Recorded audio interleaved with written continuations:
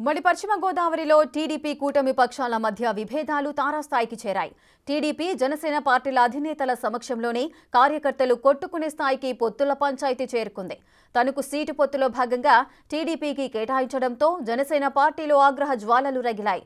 Ticket ఆశించి భంగపడ్డ జనసేన నేత విడివాడ రామచంద్రరావు వర్గీయులు నిన్న చంద్రబాబు, పవన్ కళ్యాణ్ పర్యటన సందర్భంగా ధర్నాకు దిగారు. దీనికి ప్రతిగా టీడీపీ వర్గీయులు కూడా ధర్నాకు దిగడంతో ఉద్రిక్త వాతావరణం నెలకొంది.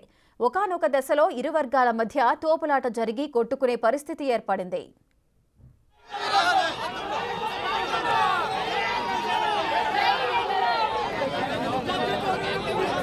వారాహి యాత్ర సందర్భంగా పవన్ తనకు టికెట్ రామచంద్రరావుకిస్తానని జనసేనాని మాటిచ్చారు. అయితే ఆ తర్వాత ఏర్పడిన పొత్తులో ఈ సీటు టీడీపీకి చెందిన ఆరుమిల్లి రాధాకృష్ణకు కేటాయించడంతో జనసేనలో తీవ్ర అసంతృప్తి వ్యక్తమైంది.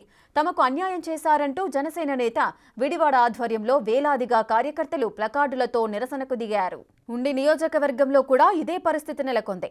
ఇక్కడ మాజీ ఎమ్మెల్యే శివరామరాజుకు టికెట్ దక్కకపోవడంతో ఇండిపెండెంట్గా పోటీకి సిద్ధమవుతున్నారు. సిట్టింగ్ ఎమ్మెల్యే మంతెన రామరాజును కాదని ఇక్కడి సీటు ఇటీవల టీడీపీలో చేరిన వైసీపీ ఎంపీ రఘురామకృష్ణంరాజుకు చంద్రబాబు కేటాయించారు.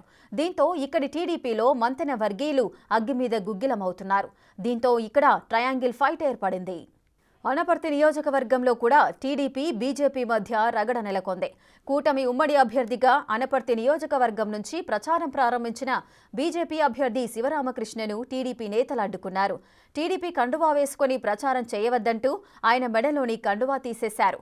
అనపర్తి సీటును టీడీపీ నుంచి బీజేపీకి కేటాయించడంతో తెలుగు తమ్ముళ్లు నిరసన వ్యక్తం చేస్తున్నారు.